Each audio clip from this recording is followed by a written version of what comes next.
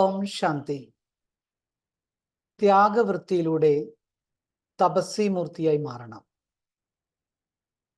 തപസ്വി എന്ന് പറഞ്ഞാൽ സദാ ഒരേ ഒരു ഈശ്വരന്റെ ഓർമ്മയിൽ ലയിച്ചിരിക്കുന്ന, ഈശ്വരീയ സ്നേഹത്തിന്റെ സാഗരത്തിൽ മുഴുകിയിരിക്കുന്ന, ജ്ഞാനം, ആനന്ദം, സുഖം, ശാന്തി എന്നീ ഈശ്വരീയ ഗുണങ്ങളിൽ ആരാണോ നിമഗ്നമായിരിക്കുന്നത്, സദാ മുഴുകിയിരിക്കുന്നത്, അവരെ വിളിക്കുന്ന പേരാണ് തപസ്വി. അങ്ങനെയുള്ള ത്യാഗവും തപസ്വിയും ആയിട്ടുള്ളവരാരാണോ അവരെ മാത്രമാണ് സേവാധാരി എന്ന് വിളിക്കാൻ സാധിക്കുക. അതായത് നമ്മൾ എപ്പോഴും നമ്മളുടെ കണക്ഷൻ ആ ഒരു ഈശ്വരന്റെ ഓർമ്മയിൽ ഇരിക്കുക, ആ കണക്ഷൻ ഈശ്വരനിൽ വെക്കുക. യഥാർത്ഥ തപസ്വി എന്ന് പറയുമ്പോൾ തൻ്റെ മനസ്സിനെ പൂർണ്ണമായും ഈശ്വരനുമായി കണക്ട് ചെയ്ത് ആ ഈശ്വരന്റെ ഓർമ്മയിൽ ലയിച്ചിരിക്കും. ഇടയ്ക്കിടയ്ക്ക് ആവശ്യങ്ങൾ വരുമ്പോൾ മാത്രം ഈശ്വരനെ ഓർമ്മിക്കുകയും അല്ലാത്ത സമയത്ത് ഈശ്വരനെ മറക്കുകയും ചെയ്യുക, അതല്ല യോഗി. ഓൾവേസ്, എപ്പോഴും ആ കണക്ഷൻ മെയിൻറ്റെയിൻ ചെയ്യും.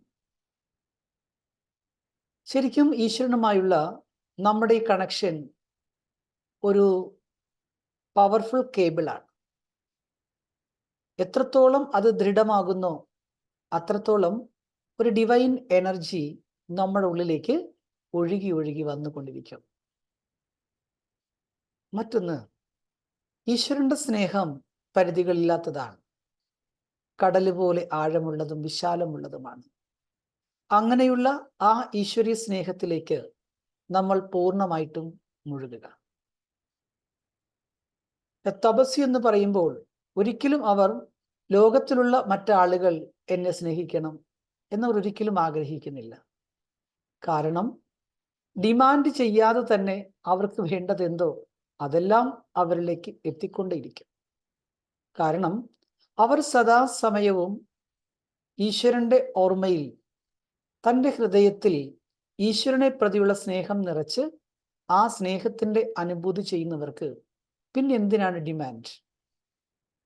അങ്ങനെ സ്വയം തൻ്റെ ഉള്ളിൽ അവർ അനുഭവിക്കുന്ന ആ ഈശ്വരീയ സ്നേഹത്തിന്റെ വൈബ്രേഷൻ, ശാന്തിയുടെ വൈബ്രേഷൻ, ദയയുടെ വൈബ്രേഷൻ ആരിൽ നിന്നും ഒന്നും പ്രതീക്ഷിക്കാതെ നിസ്വാർത്ഥ ഭാവത്തിൽ അവർ തനിക്ക് ചുറ്റുമുള്ള അന്തരീക്ഷത്തിലേക്ക് പ്രസരിപ്പിച്ചുകൊണ്ടിരിക്കും. അതോടൊപ്പം തന്നെ നമ്മൾ സദാസമയം ആ ഈശ്വരനാകുന്ന സ്നേഹത്തിന്റെ സാഗരത്തിലും അറിവിന്റെ സാഗരത്തിലും ശാന്തിയുടെ സാഗരത്തിലും മുഴുകിയിരിക്കുക. അങ്ങനെ ആ മുഴുകിയിരിക്കുന്ന ലയനത്വത്തിന്റെ അനുഭവം ചെയ്യുന്നവരാരോ അവർ ഒരിക്കലും സാഹചര്യങ്ങളുടെ ഡിസ്റ്റർബൻസിലേക്ക്, ബാഹ്യമായ സാഹചര്യങ്ങളുടെ ഉലച്ചിലേക്ക് ഒരിക്കലും വരില്ല.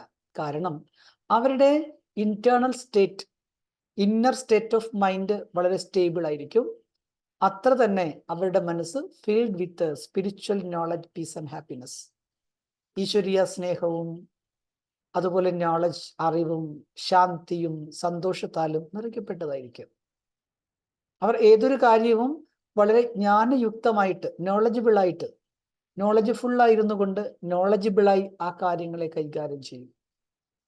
അതുകൊണ്ട് അവർ എപ്പോഴും ജ്ഞാനയുക്തമായിരിക്കുന്നതുകൊണ്ട് കാര്യങ്ങൾ മുൻപോട്ട് കൊണ്ടുപോകുന്നവരായിരിക്കും. ഇനി അതോടൊപ്പം തന്നെ നമ്മുടെ ജീവിതം ത്യാഗപൂർണവും തപസ്യാപൂർണവുമായിരിക്കണം.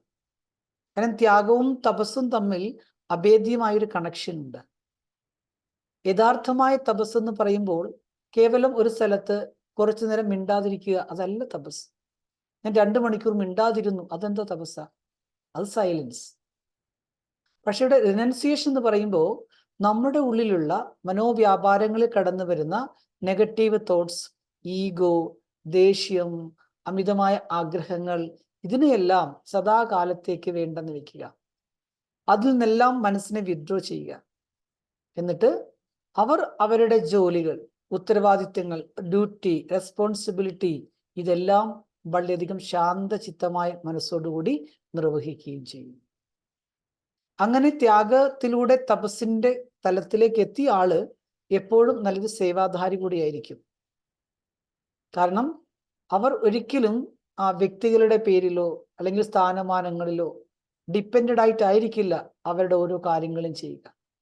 പകരം തൻ്റെ ഉള്ളിലുള്ള ആത്മീക ശക്തികളും ഗുണങ്ങളും റിയലൈസ് ചെയ്ത് അതിൻ്റെ അനുഭൂതി ചെയ്തുകൊണ്ട് കർമ്മപദത്തിലേക്ക് അത് കൊണ്ടുവരുന്ന ഒരു വിശാലമായ മനസ്സിൻ്റെ ഉടമകളായിരിക്കും ശരിക്കും സേവാധാരി. അവർ ഒരിക്കലും മറ്റുള്ള നിന്നും ഒന്നും കൂടുതലായിട്ട് എക്സ്പെക്റ്റ് ചെയ്യില്ല.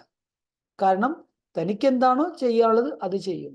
അതുകൊണ്ടെന്താണ്, അവർ എപ്പോഴും തൻ്റെ പവർഫുള്ളായ വൈബ്രേഷൻ അന്തരീക്ഷത്തിലേക്ക് നിരന്തരം സ്പ്രെഡ് ചെയ്തുകൊണ്ടേയിരിക്കും. എല്ലാ ദിവസവും നമുക്കിത് പ്രാക്ടീസ് ചെയ്യാവുന്നതേ ഉള്ളൂ. അതിരാവിലെ 4 മുതൽ 5 മണി വരെ, അല്ലെങ്കിൽ 4 മണി മുതൽ 4:30 മണി വരെ, എത്ര നമ്മുടെ ഇഷ്ടമുള്ളതുപോലെ ഒരു സ്ഥലത്ത് അല്പസമയം നിശബ്ദമായിരിക്കൂ. ഇത് സ്വയം നമ്മൾ വിഷ്വലൈസ് ചെയ്യൂ. ഞാൻ ഈ ശരീരമല്ല, ഞാൻ ഒരു ആത്മാവാണ്. എ പോയിന്റ് ഓഫ് ലൈറ്റ്, അതിസൂക്ഷ്മമായൊരു പ്രകാശബിന്ദു. ആ ബിന്ദുവായിരിക്കുന്ന ഞാൻ പ്രകാശത്തിൻ്റെ സ്വരൂപമായ ഈശ്വരന്റെ സന്മുഖത്തിൽ, ഈശ്വരന്റെ മുൻപിൽ ഇരിക്കുകയാണ്. ആ പരമപ്രകാശമായ ഈശ്വരനിൽ നിന്നും ഞാൻ പരിധിയില്ലാത്ത സ്നേഹത്തിന്റെ വൈബ്രേഷൻ എന്നിലേക്ക് അബ്സോർബ് ചെയ്യുകയാണ്. ഭഗവാനിൽ നിന്നും ശാന്തി, ആനന്ദം, ഇതെല്ലാം എന്നിലേക്ക് അനന്തമായ അലകൾ പോലെ എന്നിലേക്ക് പ്രവഹിക്കുന്നതായിട്ട് അനുഭവം ചെയ്യും. അപ്പോൾ നമ്മുടെ ജീവിതത്തിൽ, ജീവിത സാഹചര്യങ്ങളിൽ പലതരത്തിലുള്ള ചലഞ്ചസുകളെ നമുക്ക് ഫേസ് ചെയ്യേണ്ടി വരാറില്ലേ? അപ്പോൾ ആ സമയത്ത് പെട്ടെന്ന് എടുത്തടിച്ച് പ്രതികരിക്കുന്നതിന് പകരം, മുന്നും പിന്നും നോക്കാതെ എടുത്തു ചാടുന്നതിന് പകരം അല്പസമയം ഒന്ന് മനസ്സിനെ ശാന്തമാക്കി വെക്കൂ. എന്നിട്ട് പതുക്കെ ചിന്തിക്കൂ. അല്പസമയം നമ്മുടെ മനസ്സിനെ ഈശ്വരനുമായി കണക്ട് ചെയ്യൂ. നിശബ്ദം ഇരുന്നു കൊണ്ട് ഈശ്വരനുമായി സംസാരിക്കൂ. I am a peaceful soul. ഞാനൊരു ശാന്ത സ്വരൂപാത്മാവാണ്. ഞാൻ ശാന്തിയുടെ സാഗരനായ ഭഗവാന്റെ കുട്ടിയാണ്. ഈ ഒരു റിയലൈസേഷനിലേക്ക് വരുമ്പോഴത്തേക്കും നമുക്ക് എടുത്തു ചാടുന്ന ആ ഒരു പെട്ടെന്ന് പ്രതികരിക്കുന്ന ആ സ്വഭാവത്തിൽ നിന്നും കാര്യങ്ങളെ മനസ്സിലാക്കി സമചിത്തയോടുകൂടി അതിനെ അഭിമുഖീകരിക്കുന്ന ഒരു മാനസിക തലത്തിലേക്ക് നമുക്ക് എല്ലാവർക്കും എത്തിച്ചേരാൻ സാധിക്കും. അതുകൊണ്ട് നമ്മൾ സേവാധാരി എന്ന് പറയുമ്പോൾ എവിടെ ഇരുന്നാലും സേവ, അവരെ ഗൃഹത്തിലിരുന്നാലും സേവ, ഓഫീസിൽ പോയാലും സേവ, പബ്ലിക്കിൽ പോയാലും സേവ. കാരണം അവർ ഏത് സാഹചര്യത്തിലും തൻ്റെ മനസ്സിൽ നിന്നും സമൂഹ ചുറ്റുപാടിലേക്ക്, ഗൃഹത്തിലാണെങ്കിൽ ഗൃഹാന്തരീക്ഷത്തിലേക്ക്, ഓഫീസിലാണെങ്കിൽ ആ അന്തരീക്ഷത്തിലേക്ക് നിരന്തരം പോസിറ്റീവ് വൈബ്രേഷൻസ് സ്പ്രെഡ് ചെയ്തുകൊണ്ടേയിരിക്കാം. അങ്ങനെ ത്യാഗത്തിൻ്റെയും തപസ്സിൻ്റെയും ആധാരത്തിൽ നല്ലൊരു സേവാധാരിയായി മാറാൻ തന്നെയാണ് ഈ സമയത്ത് ഈശ്വരൻ നമ്മളോട് ആവശ്യപ്പെടുന്നത്. ഓം ശാന്തി.